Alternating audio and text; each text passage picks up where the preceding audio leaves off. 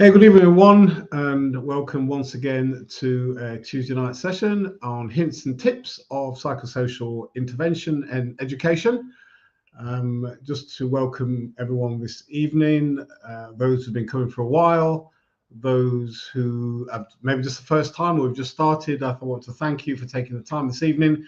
In about 20-25 minutes, I'll try and control myself this evening, not go on to half an hour, just to ensure that everything is up and ready. My sound engineer will be with me in a few moments.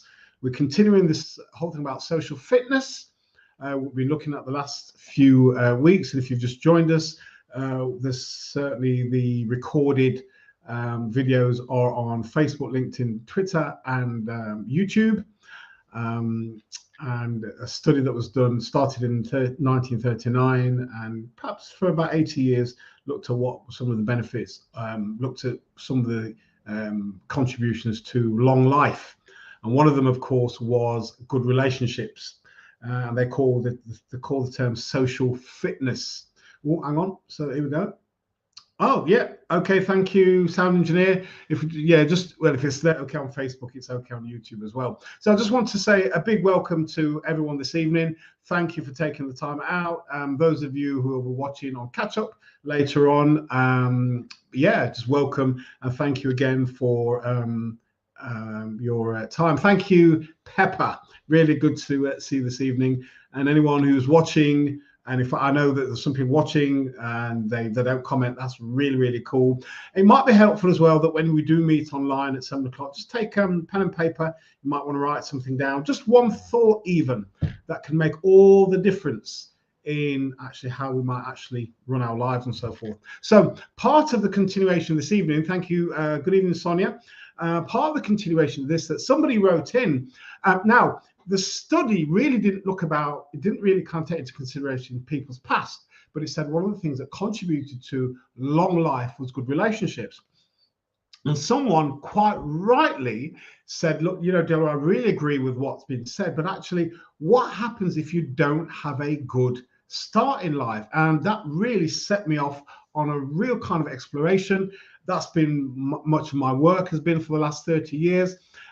So what I'm suggesting today are hints and tips. I would always say to folks, these are just hints and tips, strategies, but please go and see a doctor, make an appointment to see a counselor or a psychologist or psychotherapist. And those of you who got loads of money, go and see a psychoanalyst if you really need to kind of work through some stuff.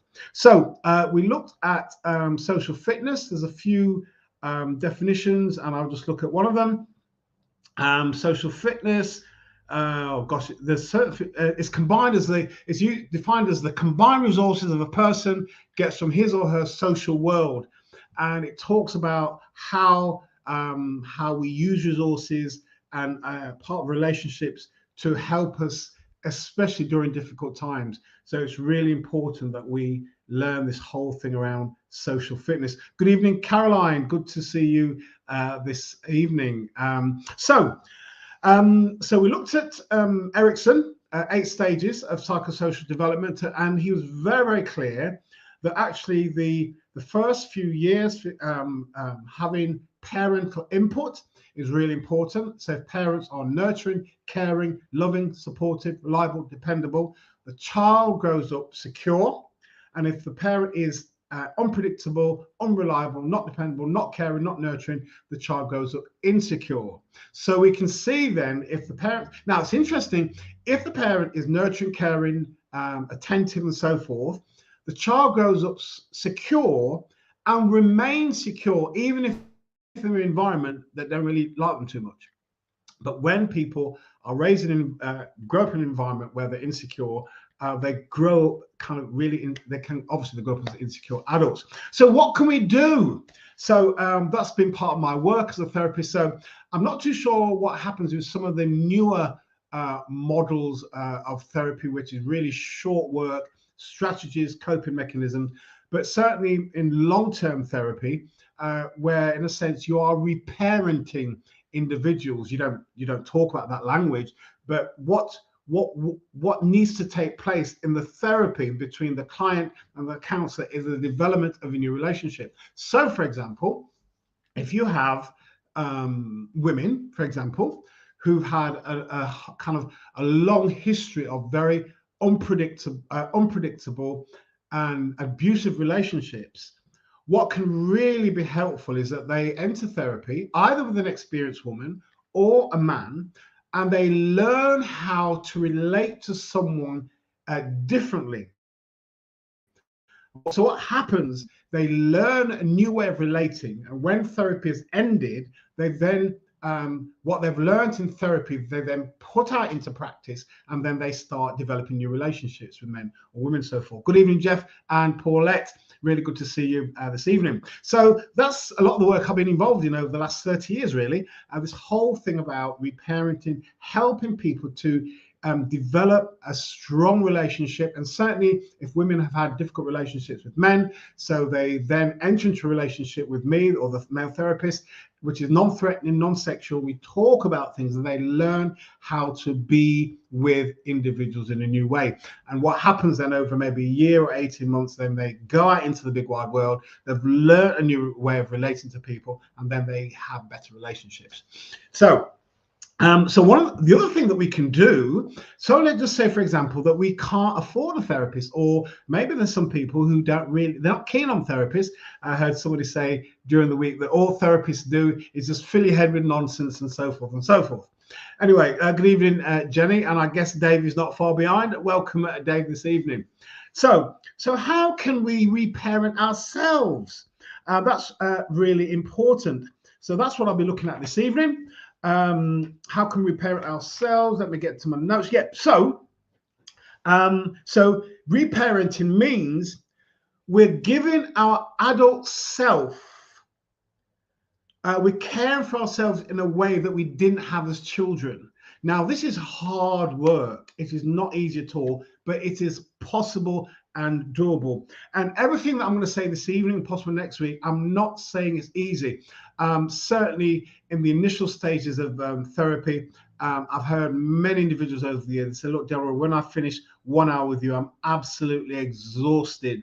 I feel like I've been pulled through a hedge backwards. It's really hard work. As you can imagine, if we've had a really poor start and as an adult, we've had a string of difficult relationships and we want to make good, it's really hard work because we have to feel vulnerable and talk about stuff that maybe feel a bit awkward, sometimes embarrassed. But actually, if we can do that, if we can confront our fears, it really helps us to move on. So when we reparent ourselves, we are giving our adult self what we didn't have as children. Really important. There's an excellent book called The Road Less Traveled by M. Scott Peck.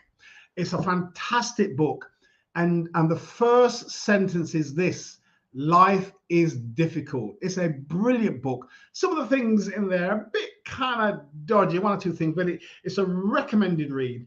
And he said part of his sadness is that when therapy starts to work for people and they see changes, they have to make changes, and there's possibly implications of other relationships, they stop therapy. But he said, and this is where the title comes from, The Road Less Traveled. He said, if people dare walk along the road less traveled, there on that road, they will find grace, they will find love and compassion to help them through to where they need to get through. And certainly over the years, working with individuals, and it's been tears galore to start off with, but as time goes on, the tears stop and they're able to gain strength and they become more assertive. It's a brilliant picture to watch. It unfolds slowly, but it's really good to see. So there's 4 pillars. You may want to write this down. 4 pillars of reparenting myself. Number 1 is discipline. Number 2 is self-care. Number 3 is joy, and number 4 is emotional regulation. So I'm going to repeat that again. Discipline, the 4 pillars of reparenting, and there's perhaps others, but these are the kind of main 4 ones. Discipline, self-care, joy, and emotional regulation.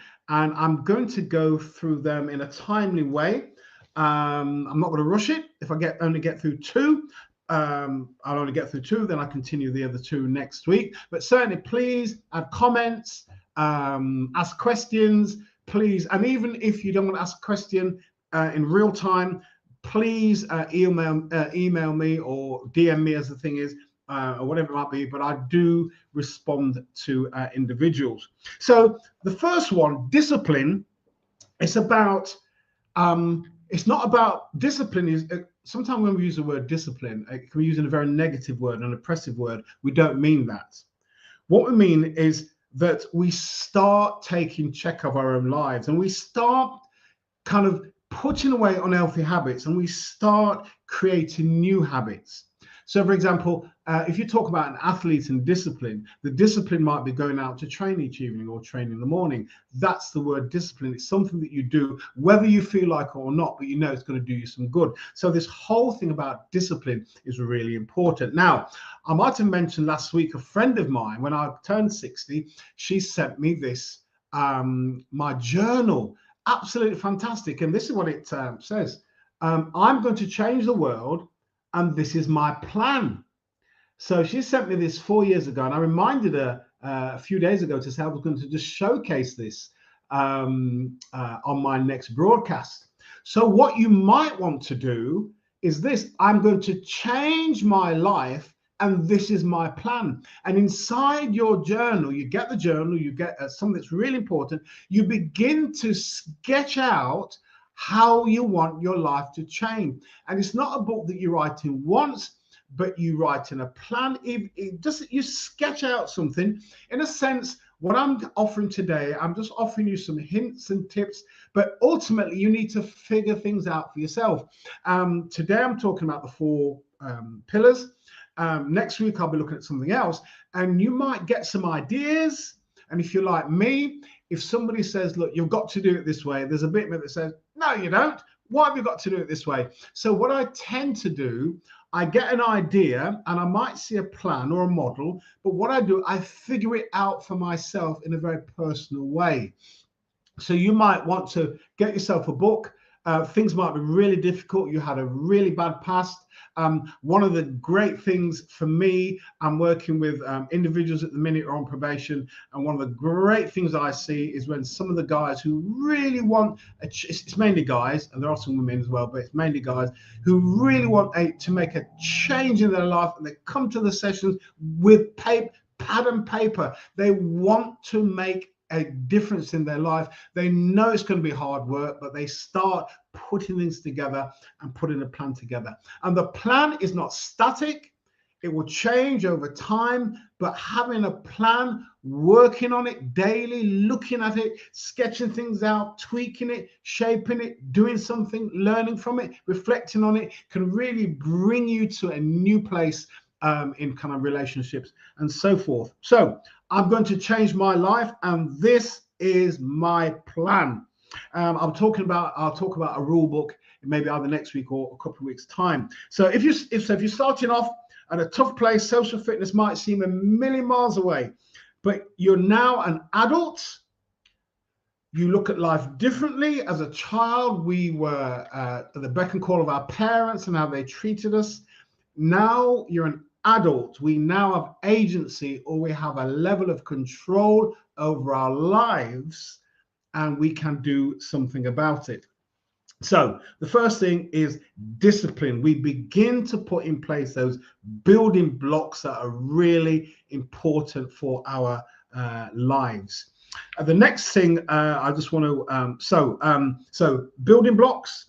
The number 2 is self-care. Now, I saw something recently and it really kind of got my attention.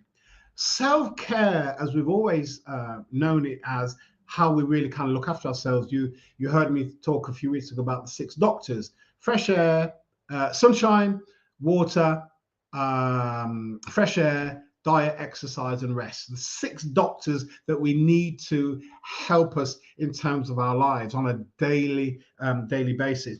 But the other thing, there's I think a set of twins. They did something on YouTube recently that self-care, we know about rest and so forth and all the rest of it.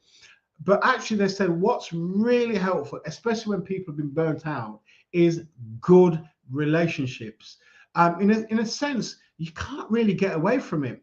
If we are unwell, we really need good people around us that are nurturing and caring for us. So as well as we look after ourselves, and we learn to start loving ourselves in the process of reparenting. We realize that we've had a real rubbish deal to start off with. We recognize we want something different, and we begin to learn. And that's this whole thing about learning. We learn to begin to like ourselves and to look after ourselves.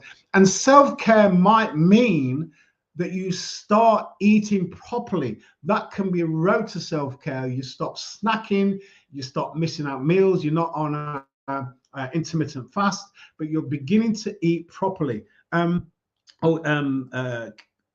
you repeat the 6 doctors? Yeah, right, sorry, yes, thank you, Claire. Yeah, 6 doctors: fresh air, water, sunshine, diet, exercise, rest. Yeah, let me know if you've got them. And I'll let you into a secret. Yeah, fresh air, says Jeff. Yeah, fresh air, sunshine. I know it's kind of difficult in England, but bear with me. Yeah, water, air. That's right. Yeah. Sunshine. Right. Diet, exercise, and rest. This Sunday night, I went to bed at 9 o'clock, 3 minutes past 9. Believe you me, I slept like a baby. And what did I do yesterday? I had coffee at 4 o'clock, and I went to bed at 10, woke up at 2, couldn't get back to sleep. Silly, silly. I can't take the coffee like I used to, even though it's decaf. I can't take it. So tonight I'm going to be back in bed for 9 o'clock. Let me tell you, Monday morning I felt like a lion, because for years I've been doing late nights, and I'm kind of looking at my. And in fact, I'm still in kind of good health, but my swim coach really pushed me through it on Monday morning, and I'm glad I had the rest. So getting to bed early, absolutely, it just makes you feel strong and energetic for the day. In bed at 9 o'clock, and tonight I'll be doing the same thing as well. So if anybody calls me after 9, tough, my phone's on flight only, and you can't get me. I go to bed anything from 7. Yeah, some people do. They go to bed really, really early. And it's not about being a wimp or a wuss. It's actually looking after yourself. I think if you want to know anything about sleep, the sleep doctor is Matthew Kelly. I believe it's Matthew Kelly on YouTube. Brilliant about sleep and the importance of sleep, what happens in our bodies when we're sleeping. Or Andrew Huberman, who's a neuroscientist. Either of those two on sleep. I think Matthew Kelly is the sleep doctor. Some really interesting things around sleep. So this whole thing around self-care, eating well, exercise, having boundaries. So when we say no, we mean no. We lock our phone off. I know there's friends of mine, they work hard during the day, 7:30 at night, their mobile phone is locked off. No, it's not the Matthew Kelly who used to host Stars in Their Eyes. There's another one. I'm sure it's Walker. Sorry, Matthew Walker. Oh dear me, thank you, Matthew Walker. That's his name. Yeah. Matthew Kelly is. That's right. Stars in Your Eyes. I think he used to do something else. Not him. So it's Matthew Walker. That's right, Matthew Walker. Okay, so one of the things we need to do is learning what our needs are, identifying what our needs are, and meeting them. Whereby they might have been neglected when we were younger, our parents didn't help us. Now, as an adult, we can begin to look after ourselves. I've talked to my supervisor recently, and this whole thing around low self-esteem. He sat and watched a 6-hour training, and he said that what they're saying now that really helps people to lift their self-esteem is not so much working with it directly, but helping people to learn to be kind to themselves. So that's really important. If you can help people to be kind, start to learn to become kind to themselves, it really helps people lift their self-esteem. Number 3 is joy. If we have not had much joy in our lives, we need to create it as adults. So for lots of, when I hear adults say, I can't remember my childhood, it means they didn't have any joy. And believe you me, that's far more common than you realize. I hear lots of adults, they say, Delroy, I can remember nothing before I was 10 or nothing before I was 12. It means then those early years were traumatic, and what they've done, they've blocked it out. And it's it's almost like that they go back to in their early years, and it's like they're on the edge of a cliff because they don't know what went on. Obviously, some things did go on, and what they've done to deal with it, they've blocked it out of their minds. So number 3, joy. If you didn't experience joy growing up as an adult, we can start to experience joy. We have to create it to help ourselves. So some of the things that we can do, believe it or not, I think I said a couple of weeks ago, the amount of stuff that's happening in Sheffield at any one time. You just go onto your browser, what's on Derby, what's on Sheffield. There's loads of stuff happening all over the country at any one time that can enable us to kind of leave our comfort zone, meet new people, and begin to experience joy. So some of the things that we can do to begin to experience joy, we can start to sing, we can learn to dance. I'm hearing of people, somebody I know, a friend of mine, is in a really, really stressful job, and she's taken up a particular type of dancing called Sarok dancing. So it's not salsa, it's kind of social dancing. So there's loads of things we can do that can begin to create joy within us. So make something. In fact, you know, one of the things that years ago, I was part of a group, and we didn't have much money. And what I decided to do, I decided to make some Christmas puddings. I think I made 22 in the end. And this was over 20 years ago, and people still remember it to this day, making them Christmas pudding, making something. This whole thing about joy, this whole thing about giving, kindness, helping people, it does something for us as well. So things that can give us joy: be in nature, eat good food, be with good people, read a good book.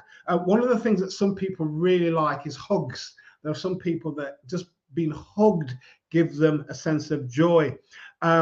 Also, what we can do, we can give meaningful compliments. And sometimes we can be so damaged in our lives that actually somebody pays us a compliment, it's really difficult for us to receive it. And we have to learn how to receive a compliment, knowing that somebody gives us a compliment out of the goodness of their heart and there's nothing attached to it. I remember chatting to a friend of mine some time ago, and I made a comment, and she went all around the houses, if this, but, and all the rest of it. And I said, I won't say her name. I said, look, all you need to do is say thank you. And she burst out laughing. She was spinning all around the houses, just struggling to be able to receive a thank you. So we have to learn how to find joy in our lives. And to start off with is possibly not easy. But remember, I've been focused on the word we need to learn. So sometimes we start and it feels really, really awkward. It's about learning. Lots of things that we start off initially, it's really, really difficult. It's awkward. It feels a bit uncomfortable. But the more that we do it, the more accustomed we become to it. So it's really important. So we can begin to parent ourselves. It's really important. Claire, I used to get angry and assume people were being sarcastic. Yeah, it's amazing how when we are angry, how that colors how we see things, how we hear things. And sometimes people say things to us and they've not meant anything by it, but then the filter in which we hear it kind of lands very, very awkward and really doesn't help us at all. So the final thing, I'm going to finish this and then I'm going to start off with this next week. And then I'm going to look into something else in terms of this whole thing about if we've started off if we've had a bad start. But listen what I heard today. I was listening to something on YouTube. Lewis Howe, he's been interviewed by another individual, and this person said it is never too late to have a good childhood. Now that's a whole. I can perhaps hear people's what were you talking about? But they were using a particular example, how they used letter writing and imagining themselves going back as to when they were children and talking to themselves. Really, really kind of interesting. If you're interested in the YouTube video, I can certainly let you have I can send you the link and or the title. Let me know. Really, really interesting. The point that we're making was this: it's not so much that what's happened, let's kind of block it out and let's not pretend it's not happened. It has happened, but there's lots that we can do in our adults to redress some of the things that happen to us. Now, it's not so much in terms of what people did to us, but we can do things that can help us. So the final thing is emotional regulation. It's really important. And this thing about emotional regulation is really important. One of the big parts of parenting is soothing. When we as children have been upset, hurt, good parents know how to soothe us. It's not a case that we're crying and they stop us from crying, but there's something about soothing that lets us know that as a child, we're in safe hands.